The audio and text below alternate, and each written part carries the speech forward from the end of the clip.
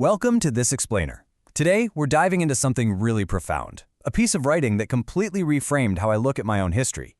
And I think it might just do the same for you. We're going to explore the secret language of the scars you chose to never let heal.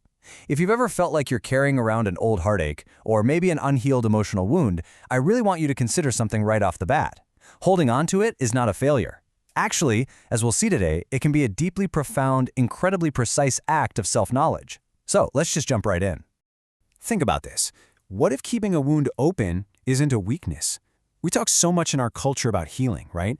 As if it's this mandatory debt we owe to our future selves, something paid in therapy, in time, in deliberately forgetting certain people and places, all just to find that one magical word, closure. But what if some wounds aren't just accidents we're supposed to recover from? If you think about it neurologically, our brains literally wire our deepest, most emotionally charged memories straight into our survival responses.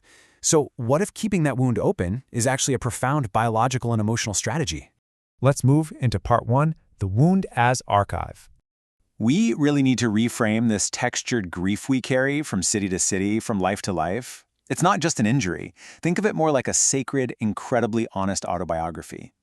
You've probably heard that famous Rumi quote, "The wound is the place where the light enters you." Now, sure, Rumi was probably talking about a spiritual opening, but it brilliantly illustrates something so personal. The wound is literally the place where you entered yourself. It's that exact fracture point where, for the very first time, you had to look inward with absolute, ruthless clarity. It's the moment you finally saw who you actually were, completely stripped of the person you'd been performing for everyone else. Think about the grief you've carried the longest. We don't keep our wounds out of masochism, right? We keep them because they are quite literally the only record we have of certain versions of ourselves. Versions we just cannot afford to forget. I mean, you probably could have worked harder to dissolve it. You probably had the tools, the right vocabulary, the neat little maps pointing straight toward closure. But you polished it instead. You learned its contours the exact same way your tongue learns the shape of a missing tooth. Why? Because to fully heal sometimes means agreeing to let that past self completely dissolve. And honestly, not everyone is willing to pay that price. Which brings us to part 2, the architecture of grief. This idea fundamentally changes how we understand the spatial and structural reality of sorrow over time.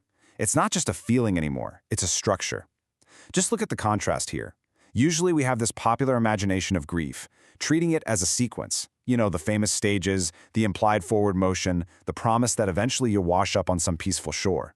But look at real grief. It doesn't move forward, it moves inward. It builds rooms. It becomes load-bearing structural architecture.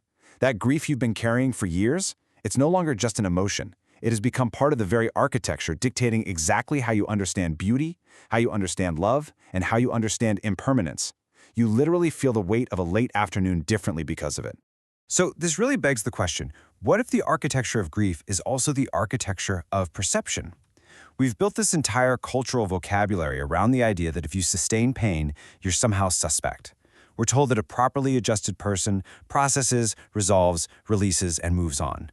But the author asks us to take a step back and consider, is being a properly adjusted person really the only valid goal? Is this deeply felt internal architecture really a dysfunction, or is it actually just incredible depth?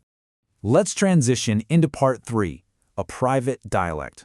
So here's where things get fascinating.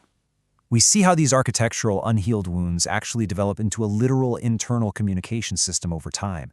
Every unhealed wound develops its own grammar. And these aren't just poetic metaphors, okay? They're a literal system of signs and meanings that govern exactly how you move through the world, like a sudden tightening in your chest when you hear a certain kind of music, or being undone briefly but reliably by a specific quality of winter light every single year. Or maybe it's this irrational protectiveness you feel toward total strangers who remind you of someone you loved way too young and way too hard. That is a language. And this crucial point completely redefines intimacy itself. We usually just call this being understood, but the author argues it's something much more specific than that. The most profound connection happens when two people meet and suddenly realize their wounds share the exact same vocabulary. True intimacy is literally being fluent in someone else's private grammar of damage. Which brings up this brilliant concept of purposeful incompletion. Just as not all those who wander are lost, well, not all those who bleed are failing to heal. Some of us simply aren't broken. We're just taking that pain and building something else entirely with the blood. That leads us right into part 4, the Ghost Preservation Project.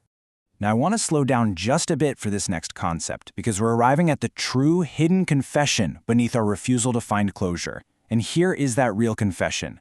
We refuse closure because closure means agreeing that the person we were during that pain is over, gone, archived, no longer accessible in the first person. And well, we simply might never be ready for that. We keep the wound slightly open, not just to suffer, but to maintain continuity.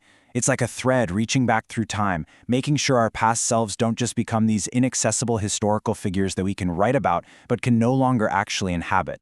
Preserved right there in the scar tissue is the 23-year-old who loved badly and was loved badly right back. It's the version of yourself who stood at a particular window in a particular city and understood for the very first time that you could be left. We are actively maintaining our haunting. Why? Because, in a way, ghosts are the only form of immortality available to the people we used to be. Let's move on to our final section, Part 5, Curation over Pathology. This is a vital paradigm shift, and it brings some much-needed grounding clarity to the heavy reality of this whole ghost preservation project. Now, to be clear, the author is very careful not to romanticize suffering. The cost is undeniable. It's heavy. It presents itself at incredibly inconvenient moments, right in the middle of a good relationship, or in spaces that should feel like total freedom, but instead suddenly feel like exposure. But consider the curation side of this. You don't owe your wounds a neat resolution. Choosing to carry them differently over time, shifting the weight from hand to hand, putting them down temporarily, and then returning to them when you need to remember something essential about yourself, that is curation. It's not pathology. So I want to ask you this crucial question directly. Are you the one holding the wounds, or are they holding you? Locating the difference between those two states, that is the true measure of emotional survival. You absolutely can hold your history. You can preserve your ghosts, but you have to be the one holding them. And if you are the one holding them, you arrive at this beautiful realization. Some of us will never be fully healed. We will be fully alive instead. The text really asks us to celebrate this messier, more honest condition. Yes, your scars are going to be visible. Yes, your internal architecture might be a bit strange. Your private dialect will definitely be difficult for some people to learn. But you know what? It will be entirely, authentically yours, in a world that offers very, very few things you can truly say that about. I want to wrap up this explainer by leaving you with a lingering, provocative thought from the text.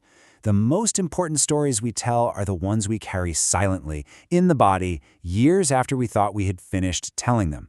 So, take a moment today to reflect on the silent architecture you carry. Ask yourself, what private dialect are you speaking, and what ghosts are you keeping alive?